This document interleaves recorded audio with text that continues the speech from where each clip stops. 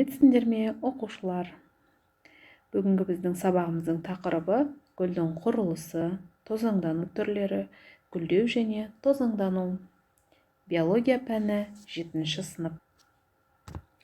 Сабағымыздың оқу мақсаты өздігінен және айқас тозаңданудың салыстырмалы артықшылықтарын сипаттау. Өсімдіктің көбею немесе генеративті мүшелеріне гүл, жеміс және тұқым жатады. Гүл гаметалар түзу арқылы жынысты көбеюге қабілетті гүлді өсімдіктердің түрі өзгерген қысқарған өркені. Гүлдің құрылысына келетін болсақ, гүл сағағынан, гүл табанынан, тостағанша жапырақшадан, күлте жапырақшадан, аталық және аналықтан тұрады. Сабаққа бекінетін гүлдің жіңішкерген жері гүл сағағы деп аталады. Гүлдің барлық бөлімдері бекінетін гүл сағағының жоғарғы кеңейген жерін гүл табаны деп атаймыз. Екі немесе одан да көп жапырақшалардан тұратын гүл сыртындағы жасыл түсті бөлім тостағанша деп аталады. Күлте біріккен немесе жеке бірікпеген жапырақшалар болып табылады. Күлте түбінің жіңішкерген жерінде тәтті шірне бөлетін шірнеуіктер болады. Күлтенің хош иісі, тәтті шірнесі және ашық реңді түстері жәндіктер мен құстарды еліктіреді. Аталық пен аналықтың құрылысына келетін болсақ, аналық гүлдің дәл ортасында орналасады. Аналық аузынан, аналық мойнынан және жатынан немесе түйіннен тұрады. Оның аузынан жабысқақ сұйықтық бөлінеді де, ол тозаңның аналық аузына түсіп, жылдам өнуіне мүмкіндік береді.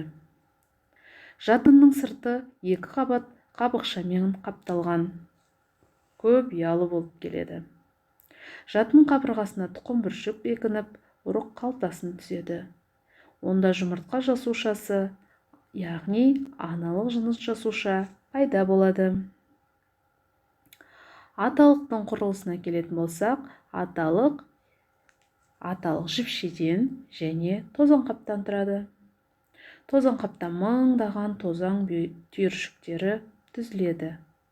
Тозаң екі қабықшадан және екі ұяшықтан тұратын пішіндері әртүрлі жасуша болып табылады. Тозаңдану. Аталық тозаңның аналықтың аузына түсу үдерісі тозаңдану деп аталады. Тозаңданудың екі түрі болады. Айқас тозаңдану және өздігінен тозаңдану. Айқас тозаңдану бунақденелілер арқылы және жел арқылы тозаңдану деп бөлінеді. Енді осы тозаңдану түрлеріне жеке-жеке тоқталып өтейік. Өздігінен тозаңдану. Бір гүлдің өз аталық тозаң қабындағы тозаңы сол гүлдің аналығының аузына түсуі өздігінен тозаңдану үдерісі болады. Өздігінен тозаңданатын өсімдіктер гүлі бітеу кезінде тозаңданып үлгереді.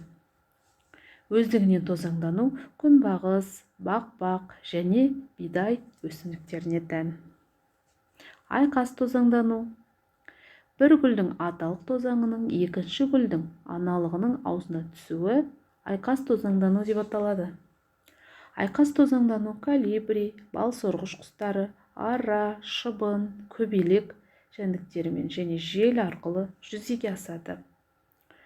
Айқас тозаңдану алма ағаштары, қара бидай және асқабақ өсімдіктеріне тән. Жел арқылы айқас тозаңдану. Жел арқылы тозаңданатын өсімдіктердің тозаңдары өте майда, жеңіл әрі құрғақ болады. Гүлдері реңсіз, ұсақ және шірнеліктері болмайды. Жел көмегімен тозаңдар аналыққа өтеді. Бунақденелілер арқылы айқас тозаңдану. Бунақденелілер мысалы бал ара, көбелек, қоңыз және құстар арқылы тозаңданатын өсімдіктердің гүлдерінің тозаңдары ірі, реңдері ашық, хош иісті және тәтті шірнеліктері болады. Бунақ денелер арқылы айқас тозаңданатын өсімдіктерге шие, алхоры, алма ағаштары, лимон, шай, асқабақ және тағы басқа өсімдіктер жатады. Сонымен балалар, біз сендермен тозаңдану түрлерімен таныстық. Енді тозаңданудан кейін өсімдікте қандай үдеріс жүретінін мына бейнетаспадан көретін боламыз.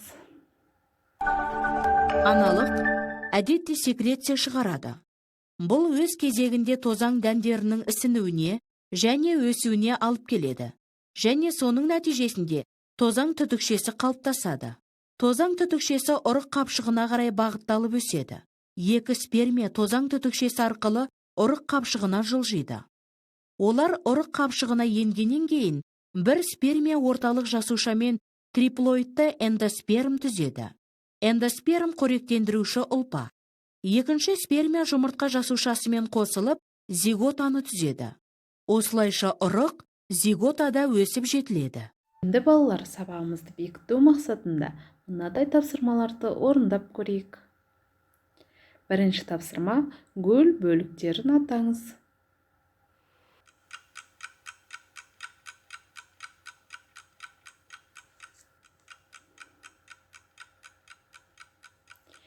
Иә, балалар, гүл бөліктері гүл сағағынан, гүл табанынан, тостағанша жапырақшадан, күлте жапырақшадан, аталық және аналықтан тұрады. Жарайсыңдар. Келесі тапсырма: суретке қарап, анықтамаларды сәйкестендіріңіздер. Сол жақтағы суретті оң жақтағы анықтамалармен сәйкестендіру керексіңдер. Жақсылап ойланайық, есімізге түсірейік өткен сабағымызды.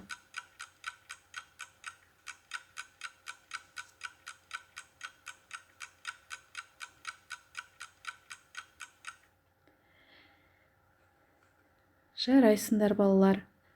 Бірінші суретте өздігінен тозаңдану көрсетілген. Өздігінен тозаңдану бір гүлдің өз аталық тозаңының сол гүлдің аналығына түсуі. Екінші сурет айқас тозаңдану. Бір гүлдің аталық тозаңы екінші гүлдің аналығының аузына барып түсуі. Үшіншісі бунақ денелілер арқылы айқас тозаңдану.